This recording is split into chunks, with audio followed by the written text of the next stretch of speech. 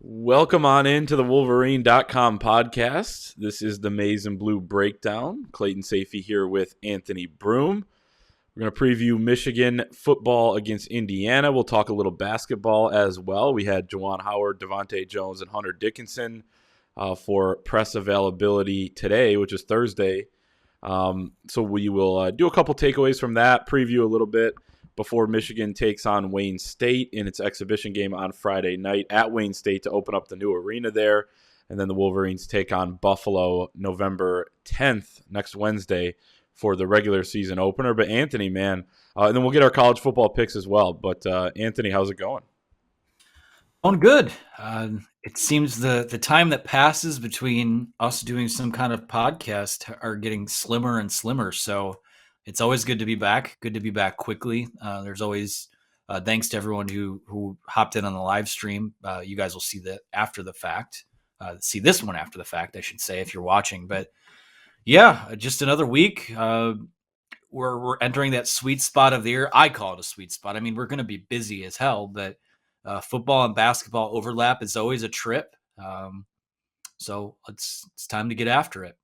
Yeah, it always is. And as Chris Ballas says, that's when we earn our money, is the couple-month overlap there heading into bowl season and the end of the regular season for football.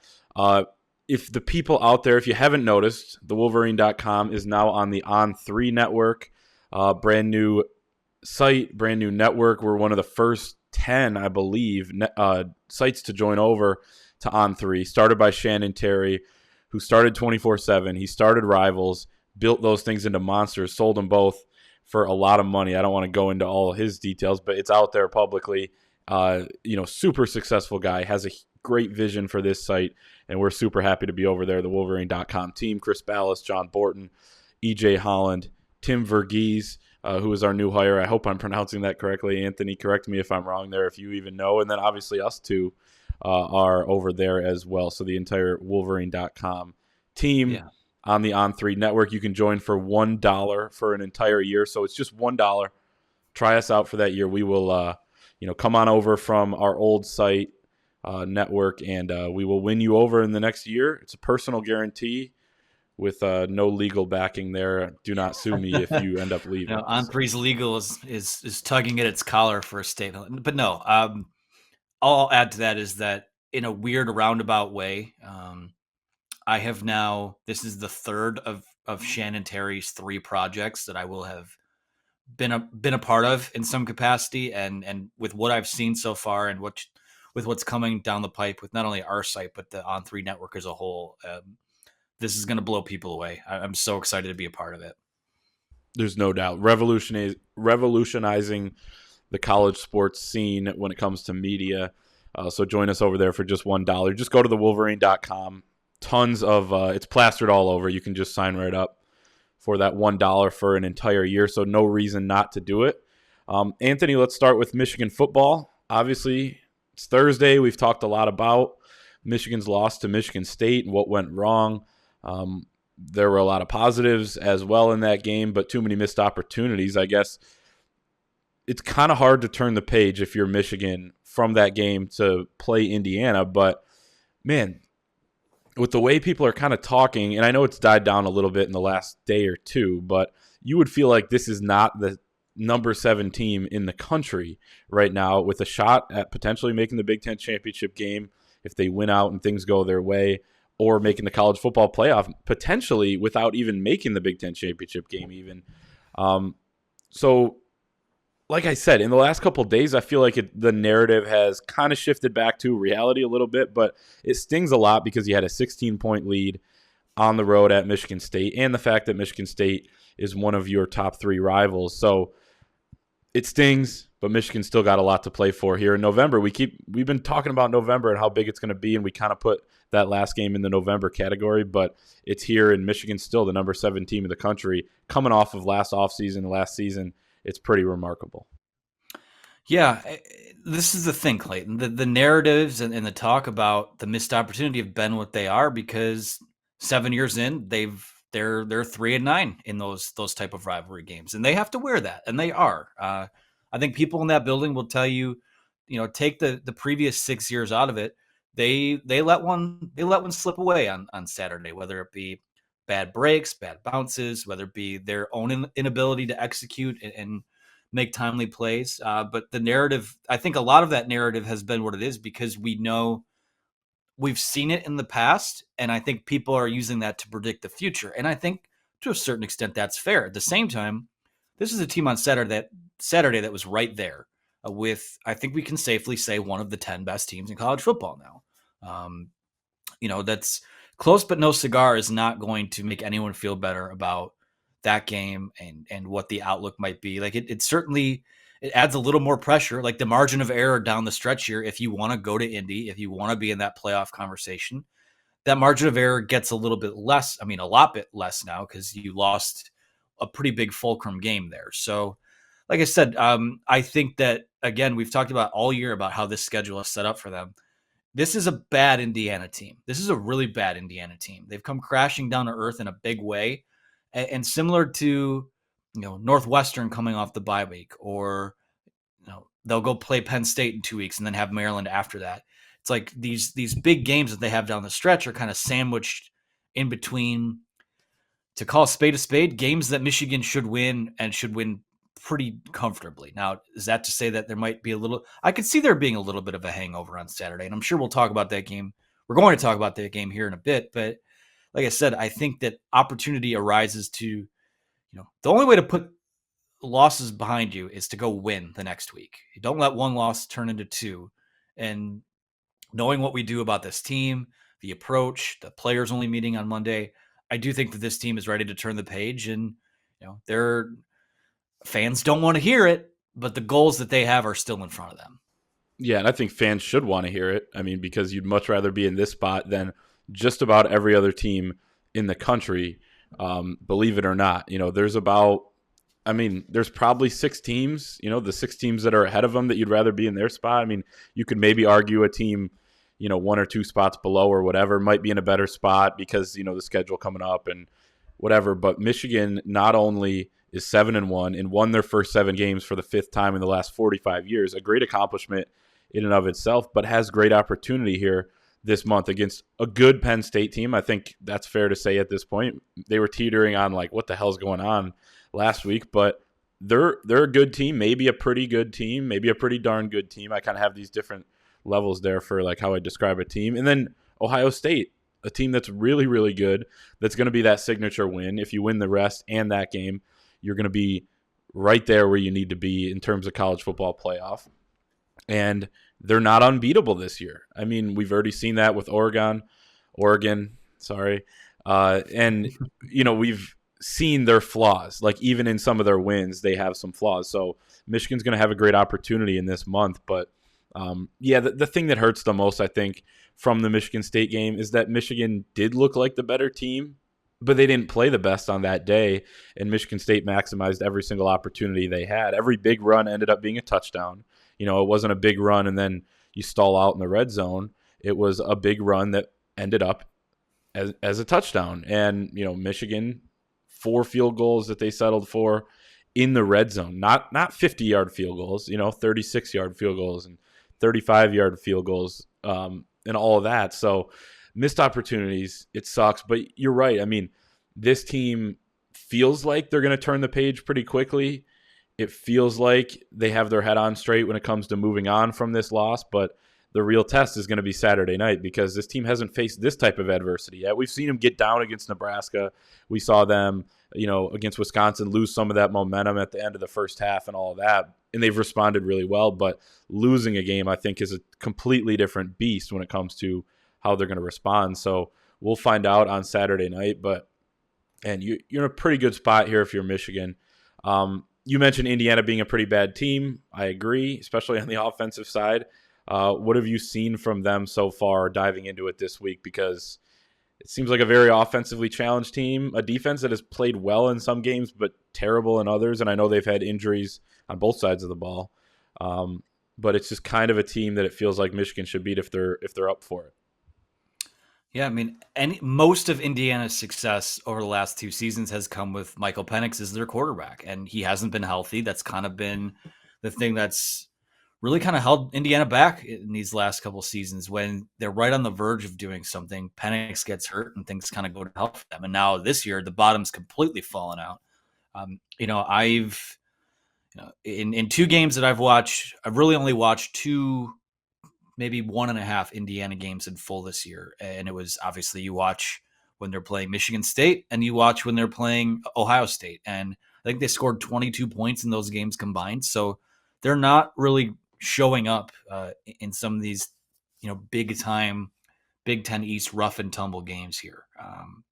Now, for whatever reason, Indiana has had a tendency to give Michigan some problems, even when Indiana hasn't been that good. Whether it be, a couple years ago, they discovered the crossing routes worked, and that was a storyline with Michigan fans and Michigan's defense for. They were okay like though.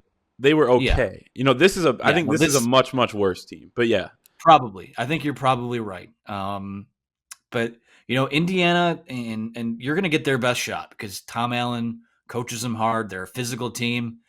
They might do a thing here and there, playing through the whistle or after the whistle. Won't get too much into that, but yeah, it's to me this feels a lot like the Northwestern game a couple weeks ago, where it's like, yeah, you are coming off of in that case, Michigan was coming off of a bye week, different set of adversity, and just not playing a football game. Whereas this is a potential, let's call a spade a spade. It might be a little bit of a hangover performance, not only because of what happened last week, but now you have to wait all day to play it. It's a night game. So, there might be a few weird things that happen here and there, but like I said, Michigan, if this is a team that wants to set itself up to play, the most meaningful football it can in the last couple weeks of November, this is one you just have to win. They're 19.5 point favorites. I think that's reflective of at least how much better they are than them. I wouldn't be surprised if they won by more. I don't think they'll win by less than that, but this is one of those games where you just have to come out and handle your business. So that's what I'm looking at. Indiana, like I said, they've got a couple players. Freifogel is one, probably the one guy where I'd be like, okay, well, that guy could be an issue. But other than that, I just don't see the areas. I just think that Michigan's probably better in every single spot, including, for as much crap as their quarterbacks have gotten, Michigan's much better than whatever it is Indiana will trot out there on Saturday night. Yeah, and I think it's going to be Donovan McCulley, an 18-year-old freshman who played pretty well against Maryland, but Maryland's defense, as we know, is absolutely brutal. Came in relief in a couple games before that, went 1 for 6 against Ohio State. But I think it's going to be a tough challenge for them or for him. And I think one of those reasons why is the offensive line's just been terrible. Talking to a couple guys now on the Indiana side of things this week, the offensive line's been nothing short of a disaster when it comes to not being able to find the best 5. They're rotating guys in at times, shuffling them around. They've had some guys banged up. Zach Carpenter, an old friend of Michigan football, former player who transferred before last season even technically ended, will be starting at right guard on Saturday for them. But Caleb Jones, their right tackle, so that right side is really weak. And I put this on the message board earlier looking at some of the numbers. He's allowed 5 sacks and 25 pressures this year. And he has to go up against David Ajabo and Aiden Hutchinson. I think that's a really tough ask for him and for the rest of that offensive line. The rest of them don't have much better numbers, but his really stood out in terms of what Michigan can do to try to maybe get some one-on-one matchups with him. I think they're going to try to hide him a little bit with some running backs or tight ends and chip. But I think that's the one thing that stands out for me is that Michigan's edge guys and some of the blitzes they come up with are going to be pretty successful in this game. And then the other thing is Indiana's a good rushing defense, 37th in the country. And, Michigan's coming off a game where they struggled to run the ball a little bit. So it'll just be interesting to see.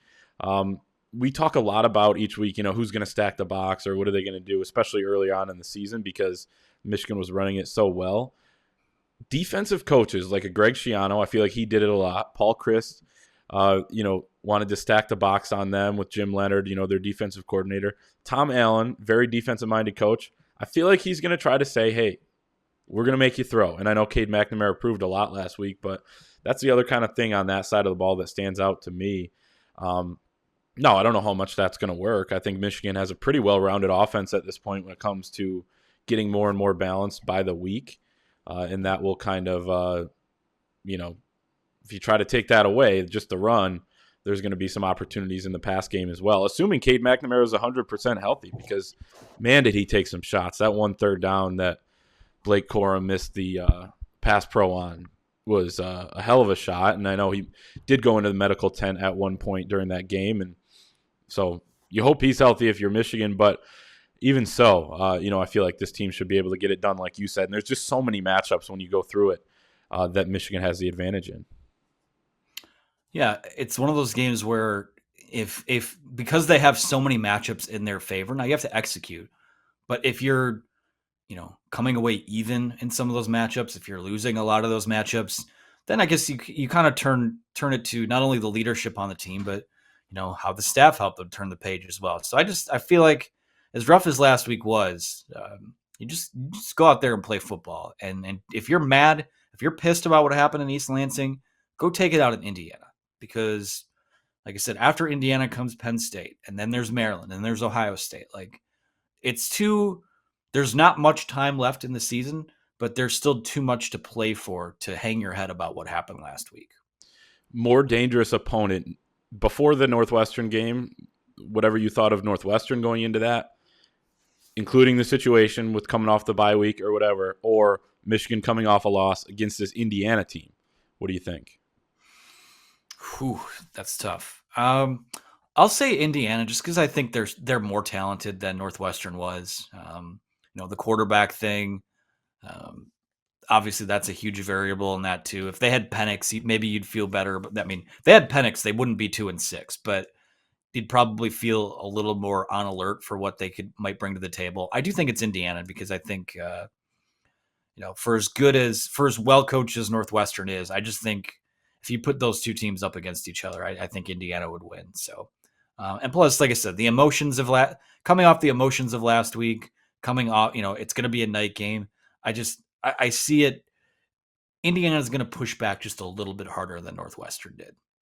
I agree with you, and I think, and we assume, they could throw Penix out there. Now, he's been pretty bad even when he was healthy and in those games, and I know he played through an injury for at least a few drives in the game that he got hurt in, which I believe was Penn State, October 2nd. But like, if they throw him out there, who knows? But yeah, this Donovan McCulley's a good runner, and we've seen Michigan. Even Peyton Thorne got some yards with his legs last week. I don't know. You break a run or two. I think that's the hope if you're Indiana. But I do agree with you. This Indiana team, with what it has defensively, Micah McFadden in the middle, one of the best linebackers in the Big Ten. I like what they have at the line of scrimmage on the defensive side of the ball. You mentioned Ty Freifogel, who had a huge game against Michigan last year. And then Peyton Hendershot at the tight end spot, who's actually their favorite target in the pass game. Who knows? Maybe they give Michigan some fits, but we'll talk more about this game at the end when we do our picks and talk about the spread, which is at 19.5 right now. It was teetering. It was 20.5, I think, yesterday, and now it's moved down a little bit. So maybe Vegas knows something, man. Who knows? At one point could be something crazy.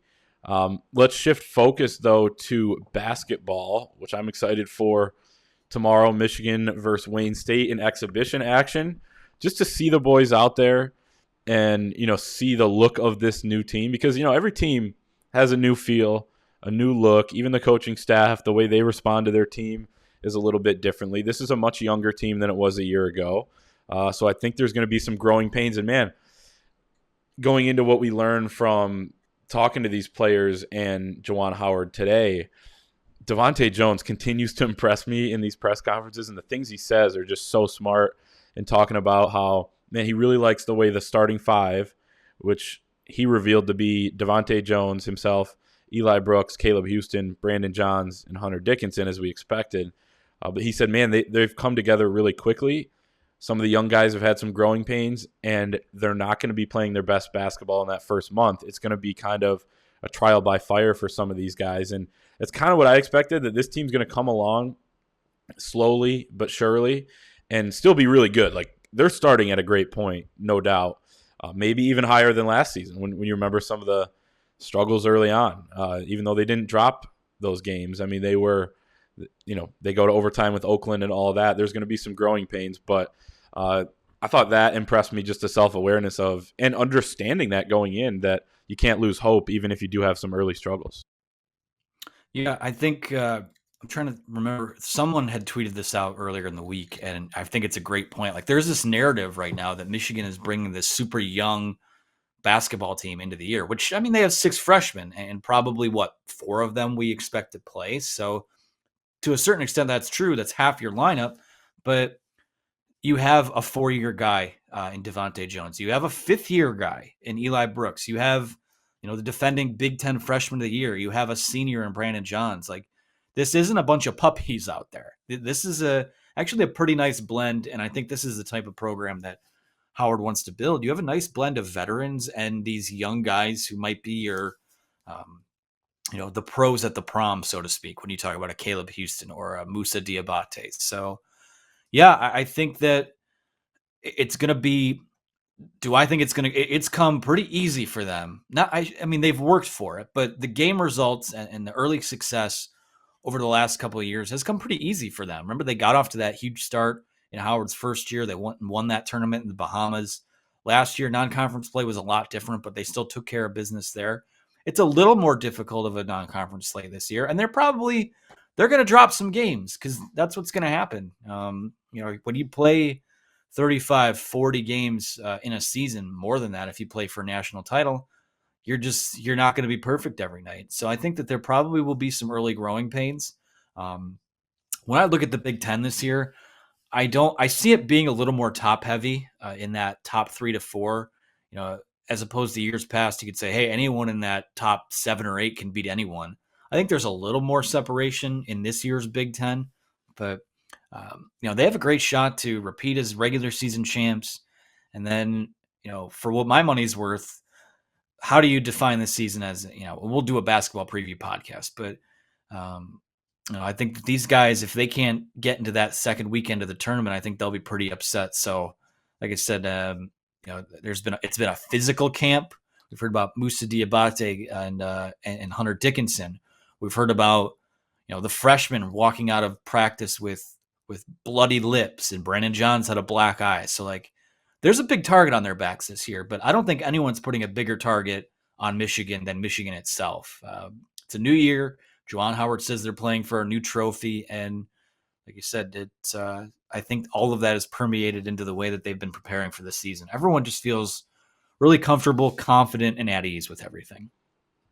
What do you expect out of the exhibition game? And then, man, it's on to next Wednesday after you assume they win that over D2 Wayne State. And a good Buffalo team, a team in Buffalo that I think is going to give Michigan a challenge. If they're not ready, they could lose that game at home. But what do you expect out of Friday night? I think we're going to see that starting lineup that we mentioned earlier for quite a bit of time. But I think you're going to kind of have that rotation where guys are going out and they're, instead of coming out for 2 minutes, it's 4 or 5, and you do that, and then you eventually shut it down. I think in the second half, a few minutes in or whatever, especially if you're up. I mean, they want to win. I remember John Beilein, people would always be asking, well, what do you want to get out of this exhibition game? And he'd say, like, well, number one, we want to win. Like, we know it's not a given, and, like, we're going to do everything we can to win. But if we feel like we're going to, we're going to, try to mix it up and do different things, I guess, outside of excitement, which I'm very excited for Friday night. But what do you want to see, I guess, out of Michigan's team? What do you expect to see and all that? Yeah, well, the one thing you don't want to see is, number 3 Michigan falls in exhibition to Wayne State on the Sports Center bottom line. Like, that's what you don't want to see. Like, so first and foremost, yeah, you wanted to win the game. Do I think your starters are going to play 30 out of a possible 40 minutes in this game? I don't expect that. Maybe 25, maybe 20. I just talked about how young this group is. I think what they're going to want to do is get those younger guys, the ones who are even a little bit deeper down the bench, like maybe an Isaiah Barnes or Will Shetter. Like, it's more of an extended look at those guys and getting them some game reps, because, to be frank, we don't know how much of that they're going to get this year. So that's what I'll be looking for. I want to see how these young guys perform. And then the younger guys who are probably higher up in the rotation, like a Kobe Buffkin, who could be one of those first 1 or 2 guys off the bench, along with Musa Diabate and, Frankie Collins would obviously be in that as well. So, I don't know if there's a ton there's only a ton to glean from it if they come out and just they're dogging it, which I don't expect. I think they're ready to play against someone else. It's going to be a relief. Well, they played the secret scrimmage earlier in the week against DePaul, but there will be people watching this game. There will be fans there. I'm sure there's at least going to be a little bit of an atmosphere for it, given that this is a grand opening for Wayne State's new basketball facility. Where I think it's going to be mostly Michigan fans, though. Probably, but there'll be a buzz about there being this new building open, and all that stuff too. So like, this isn't a closed door scrimmage. There's going to be they're playing. A lot of these guys are going to be playing in front of fans for the first time as a college player. No, well, that's not entirely true. They played in the NCAA tournament, but it's just first and foremost, you want to win. Second, you want to stay healthy, and third, just want to see what you have. I mean, whether it says exhibition or regular season or postseason game next to it, once they tip that ball, it's competition. So you want to see how ready those guys are and how they fare against quote unquote live bullets, so to speak. So it's going to be exciting just to see them get on the floor. And like you said, any prep, like Buffalo's a team that pretty much every year is at or near the top of the MAC. So I still think that's a pretty decent mid-major basketball conference. So you're not, South Dakota Institute of whatever's is not coming to town on Wednesday. It's going to be a team that's coming in looking to win a basketball game, and they'll have to be ready. But I think they will be. Definitely. It's a good point especially for this Friday night game, we're going to learn a lot. Yeah. If they don't come out and play well, right? They come out and play well, we're going to be like, well, we don't know. I mean, we got to see them do it against some better competition. That's coming starting Wednesday, and they'll ease into that a little bit as the season goes on. A couple weeks later, they'll be in Vegas, Wichita State, and potentially Arizona, and all of that. But, yeah, you're right. I mean, from a Michigan perspective, you kind of hope we don't learn a ton on Friday night about this team. You kind of hope, again, on Wednesday we don't learn a lot about this team, but in that, if you keep stacking those games when they look impressive then I think we will end up learning a lot in retrospect about this team. So, excited for that 7:00 tip at Wayne State. We will be covering that, and Chris Ballas will be at the game. Tons of coverage at thewolverine.com. I'm trying to think how people can stream. It's on Twitter. We're going to tweet out the link tomorrow morning as well. So, just kind of stay tuned for that, but I'm sure you can find a stream. And I know the Michigan basketball account has tweeted out a couple times already, so everyone can watch because I know it is a small stadium. Not everyone's in the Detroit area and all that, but let's move on, Anthony, and finish with our college football picks. You got the games for us, and we'll have to start by admitting that last week we each went 2-4. Now I'm 7-11 in the last, I think this is the fourth week we've done it, fifth maybe. You're 9-9. Yep. Okay. Week 4. Okay, week 4. You're 9-9. So you have an edge on me by 2 games. But we're about to pick 6 games, so we will kind of take it from there. But let's start out with Clemson at Louisville. Clemson 3.5-point favorites on the road. Yeah, I think I'm going to go with Clemson in this one. It feels like there's a couple times where I put them on the sheet for the two of us, and when I did the betting stuff over at the other site I was on as well. It's been kind of a trap pick this year, but I think that Clemson is kind of going through a season this year similar to what Michigan did last year, except I don't think the bottom is quite going to fall out quite there, that much. So I'm going to go Clemson in this game at Louisville. It won't be easy for them, but I think Dabo Swinney gets the job done. I got Clemson too. It's just my bias of this is a bigger name program that's supposed to be good, and like why aren't they good? And I'm going to keep quote unquote betting on them. I don't know if I'm actually going to bet this game, but to win games. The next one, Wisconsin -13 at Rutgers, so almost 2 touchdown favorites at Rutgers. Taking the favorite in this one again on the road. Wisconsin's trending in the right direction.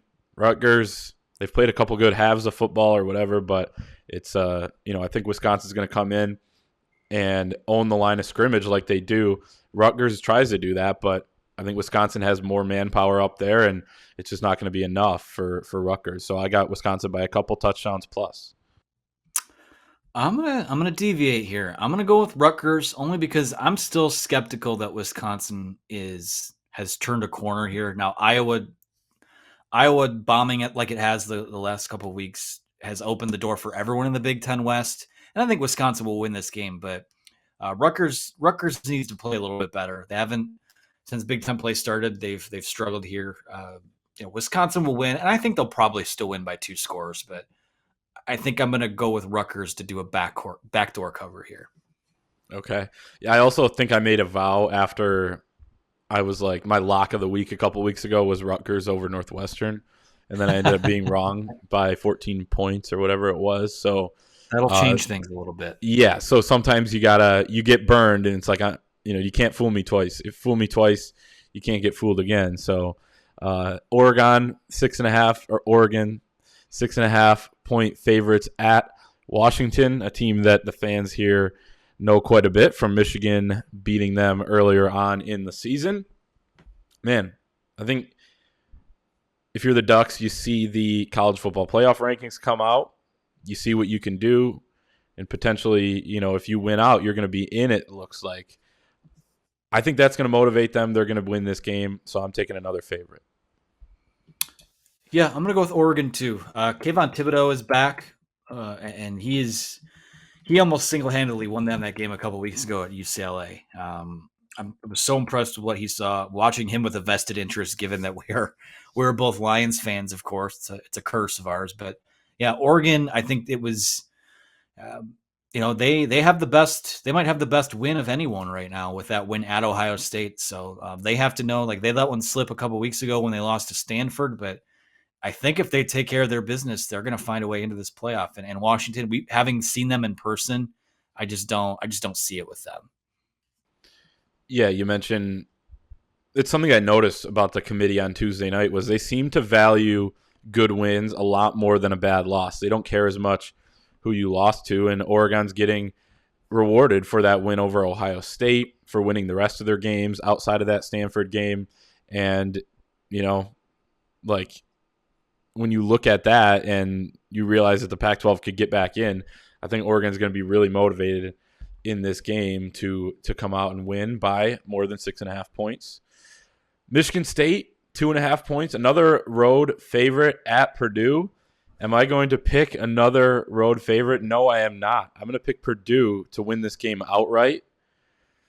I guess. I don't know. I'm not that confident, but I would say the 51% chance is that Purdue shocks people. This is a team in Michigan State that got thrown all over last week for 406 yards. I know it's by Michigan, a much better team than Purdue, but Purdue has a good quarterback in Aiden O'Connell, a great receiver in David Bell, and some other weapons on the outside, and I think they're going to be able to do some things against a Michigan State team. We can talk all we want about Michigan having a hangover, but Michigan State, they won their Super Bowl last week, as we call it.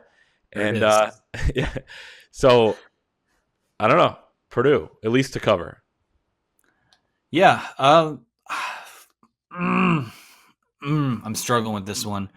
I'm going to take Michigan State. I don't like doing that, but it's just I think they do. The difference in a game like this, where you talk about the matchup and how David Bell might have a big day, but I feel like Michigan State has arguably the best player in college football right now in Kenneth Walker, and water will find its level. He's not going to score 5 touchdowns again this week, but until I see someone stop him, I'm going to go with the Spartans here.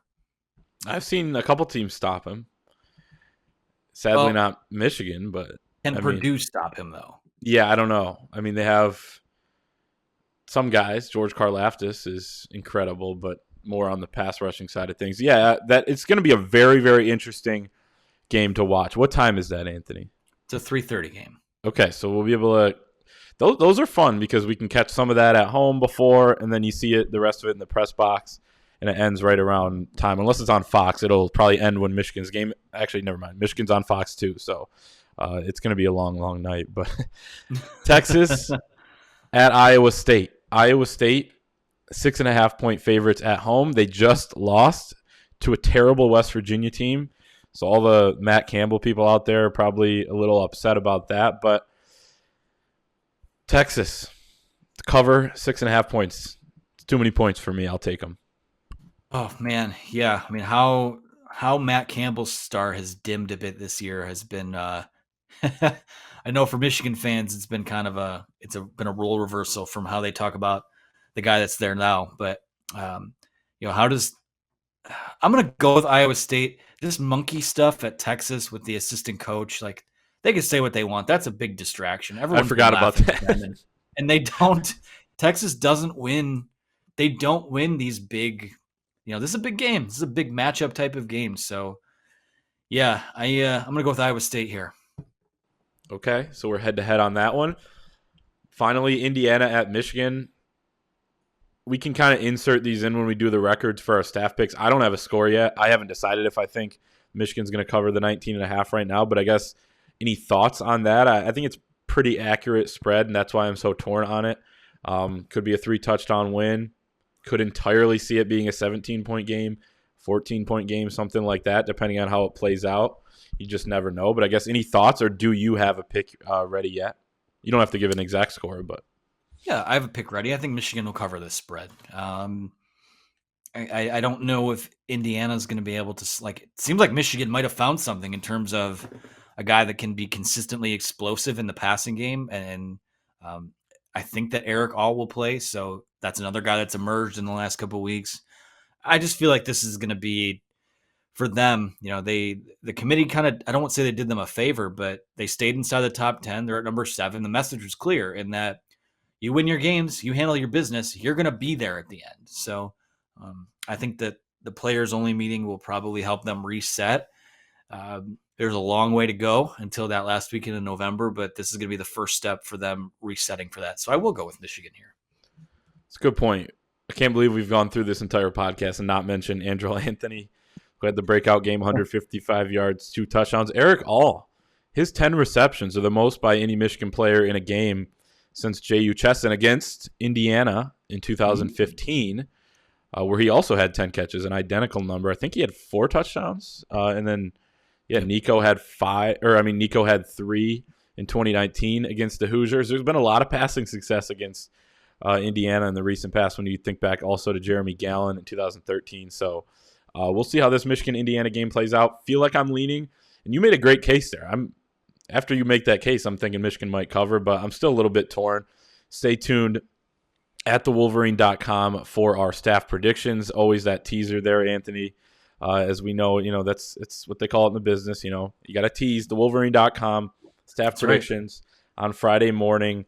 Chris Ballas, John Borton, Anthony, myself, Doug Skeen, Doug Karsh will all be giving our picks on that game. And remember to join us at thewolverine.com for an entire year for $1. That's it. I'll Venmo you $1 if you really need it. If someone DMs me and asks for me to Venmo them $1, I will do it. The first person that does it, I will Venmo them $1 for their 1 year. So go and do that at thewolverine.com. We're on the On3 network, which is revolutionizing college sports. And everybody enjoy the basketball game Friday and the football game Saturday night.